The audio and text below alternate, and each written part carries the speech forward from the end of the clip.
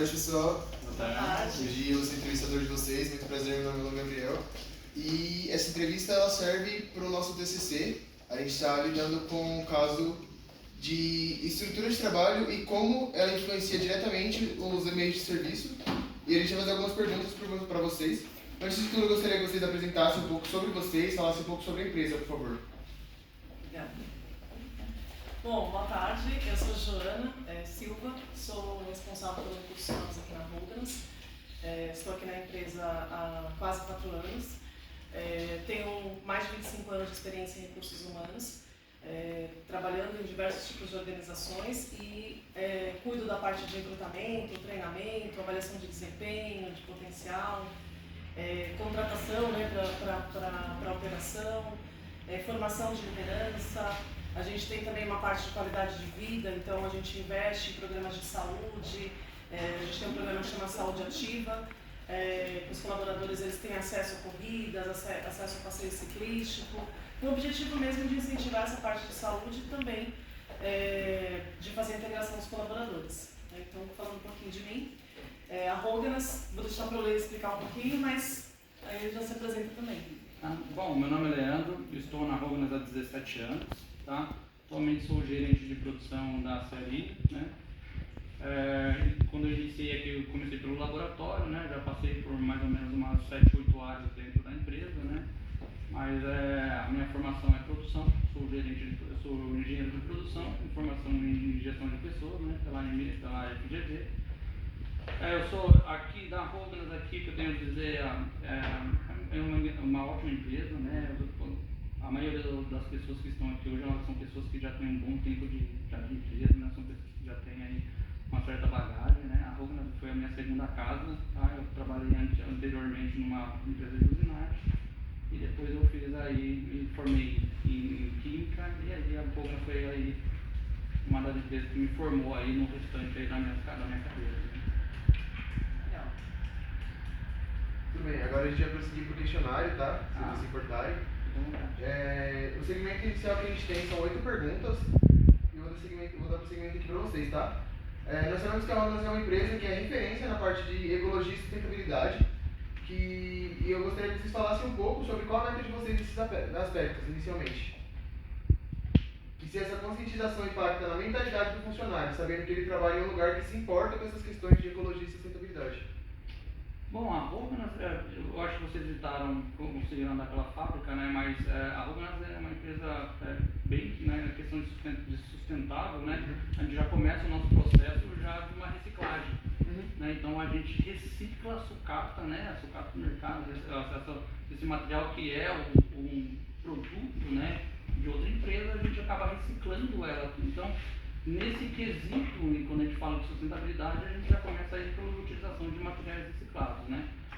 Já falando do nosso processo do portfólio material, a metalurgia do pó é um processo muito em relação à sustentabilidade comparado com outros processos, né? Porque a gente aí compete com o processo de usinagem, processo de forno, que são processos que hoje em dia eles demandam aí muita energia e também geram muito sucata, né? Você tem uma noção, quando eu comparo aí mais ou menos a metalurgia do pó com usinagem, nosso material tem perda de 2 a 3% só no processo de compactação. Quando eu falo de usinagem, vai ser uns 15%, ou às vezes até mais, dependendo da complexidade do produto. Então, esse é um só do exemplo, né, dos outros mais que a gente trabalha internamente, né, em relação a isso. Né? A gente hoje tem até a ambição de ser o primeiro fornecedor de pó metálico verde sustentável, né? Então a gente é uma pauta muito importante para a gente. Falando um pouco de outras questões de sustentabilidade, a gente hoje tem um comitê de sustentabilidade aqui na organização, formado por 15 colaboradores de diversas áreas. E a ideia do comitê é a gente trabalhar questões do ESG, que não sei se vocês conhecem um pouco, mas fala um pouco do meio ambiente, da parte social e da parte de governança. Então, dentro desse comitê de sustentabilidade, a gente tem algumas ações. Então, esse ano a gente já fez arrecadação para instituições aqui da região, a gente fez programas de voluntariado, a gente tem uma campanha de arrecadação de lacre, né? Então, tem uma meta de arrecadação de lacre.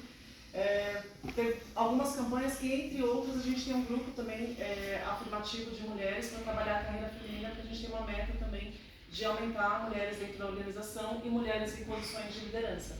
Então, tudo isso está dentro do nosso foco de sustentabilidade. Esse comitê, representado por vários colaboradores de diversas áreas, ele traz também um pouco dessas missões. Né? Então, lembrei assim, de algumas, mas tem outras coisas aqui. Muitas iniciativas, são muitas iniciativas, mas a gente está muito voltado para essa questão da sustentabilidade. Você vem trabalhando muito a questão da mudança dos materiais exatamente para isso, né? Como que a gente se prepara para o futuro, né? Ainda em sustentabilidade, eu vi num documentário disponível no Globoplay que você tem a meta de zerar a emissão de CO2 até 2030. Podem comentar um pouco sobre isso? Zero, né? Assim, essa é a gente já começou esse trabalho, para você ter uma noção, dentro da empresa a gente não tem mais empilhadeiras a combustão, é um exemplo, todas as empilhadeiras são elétricas hoje, né, 100%. Então, esse foi um início já desses trabalhos, né?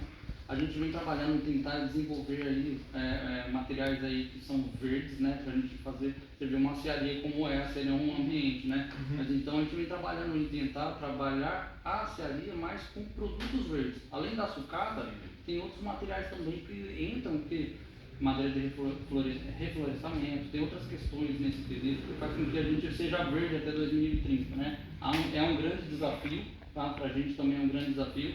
A gente ainda está se preparando, né? Sim. Todo ano a gente está aí com novas tecnologias que surgem, né? Gás natural, né? Biogás, tem outras coisas também que a gente vem aí estudando para a gente implementar em nosso processo, tá? Então, Muito obrigado. Segunda pergunta. Uma das áreas de foco da empresa é sobre ter um lugar de trabalho em boas condições, com tratamento de bons funcionários e zero acidentes. Assim, mantendo um local de trabalho sustentável. Como vocês aplicam isso na prática, na sua visão como gestores? Aí vou eu, né? Vamos dividir a bola aqui, né? Acho que isso é uma das nossas premissas. Então, os nossos quadros de valores, a gente tem valores de acreditar uns nos outros, né? Tem a questão da segurança psicológica, que é uma coisa que a gente tem falado bastante dos nossos gestores. A gente tem a pesquisa de clima, trimestral, onde a gente ouve os colaboradores. A ideia, a gente tem 6 perguntas, né? Mas a ideia é a gente ouvir os colaboradores, os gestores conversam com elas sobre os pontos de atenção e a partir daí a gente faz as melhorias, né? Para que ninguém fique desconfortável. Então, acho que esses são alguns pontos que a gente pode elencar como um bom ambiente para se trabalhar. Mas a gente, com questão de acidente, acho que vocês puderam ver por todo lugar que a gente passou, a gente falou primeiro ponto dos EPIs, né, que é o ponto inicial nosso, mas não só sobre isso, então todo mundo tem que usar os equipamentos de segurança por onde a gente passa. A gente fala diariamente aí com os colaboradores sobre segurança, né, então a gente tem um ponto para falar sobre isso. Se a gente percebe que um colaborador não está tranquilo ou ok para trabalhar, a gente conversa com ele, não vai colocar uma pessoa na operação que não está em condições de trabalhar. Então isso é uma preocupação que a gente tem todos os dias. Isso se aplica somente ao âmbito físico ou você tem essa preocupação psicológica também? Tem um preparamento para isso? Tem as duas coisas. Então, assim, acho que antes da pandemia talvez a gente não falasse tanto dessa parte de segurança psicológica, ou da parte de saúde mental, mas a partir da pandemia isso virou uma pauta para a gente diária, porque a gente percebeu que, assim, dependente, às vezes a pessoa vem aqui, está tudo bem fisicamente, mas tem alguma coisa que está desconfortando ela, né? Na pandemia a gente viu muitas pessoas que estavam doentes, que tinham familiares doentes, então a gente tem essa preocupação de perguntar como é que a pessoa está para poder colocar no posto de trabalho. Até algumas semanas atrás a gente começou a implementação de um aplicativo, tá? Se chama Atento esse aplicativo, e a gente utiliza ele antes de começar a jornada de trabalho. Então, todos os dias pela manhã, quando a gente tem o nosso diálogo de segurança, a gente tem um tablet que passa vai para os operadores naquele momento, e eles fazem, como se tem 5 ou 6 perguntinhas, e aí a gente avalia se ele está apto, não é fisicamente, mas psicologicamente, para estar lá. Porque a gente sabe que às vezes ele vem com problema de casa, ele não tem só, né, mas tem problema de casa, ele trabalha com problema de casa, e quando ele faz essa avaliação, sai um resultado que às vezes ele não está apto. Então a gente consegue capturar através disso quem é que está apto no dia ou não, e a gente chama para bater um papo, né? Isso fez com que a gente criasse essa abertura de poder conversar mais com os nossos colaboradores, né? Com os nossos funcionários.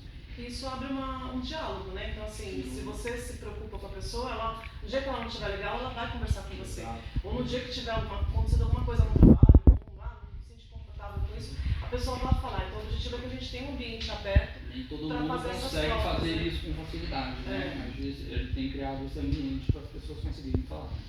Então vocês têm essa visão de que o funcionário não tem que só vir aqui trabalhar, eles têm que estar de bem.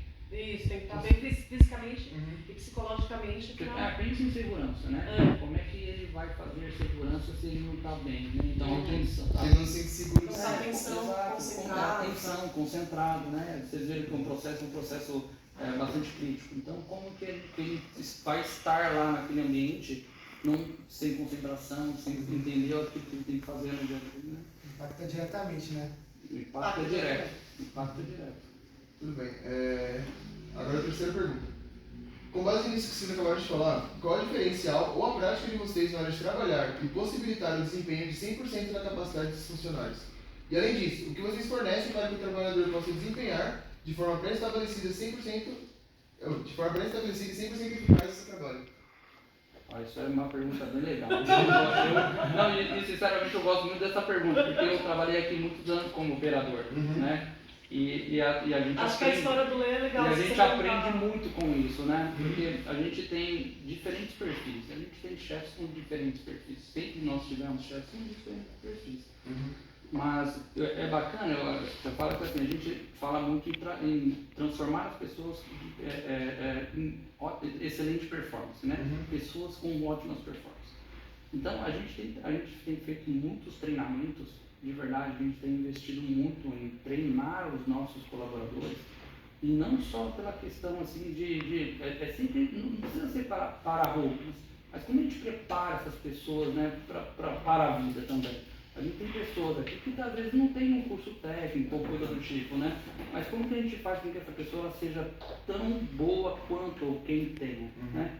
Então, assim, dentro da Roganas, a gente sempre se preocupou com essas questões, sabe? Desde quando eu estou aqui na Roganas, né? E a gente dá, que a Joana falou assim, essa pesquisa que a gente tem de clima, ela faz com que a gente abra para eles falarem às vezes essas questões, né? Então a gente consegue capturar através dessas pesquisas algumas necessidades, né? Não é todo dia que a gente está ali, a pessoa consegue às vezes ter aquela abertura de me falar, mas é como a gente captura essas necessidades. Então hoje eu falo para vocês, a gente tem um time de excelentes, são pessoas excelentes aqui dentro da fábrica. Né, são pessoas muito preparadas para o que eles estão fazendo hoje, né? E como a gente tem trabalhado isso ainda mais agora para o futuro, que a gente fala de muita tecnologia, né? A gente tem falado de indústria 4.0, então como a gente prepara o time que está aqui hoje, né, para estar com a gente também em 2030, 2035, né? Então a gente tem falado muito sobre isso, né? Acho que parte desse, que o Leandro comentou um pouco dos treinamentos, a gente tem todo o início de ano, primeiro a gente tem a avaliação de desempenho, né?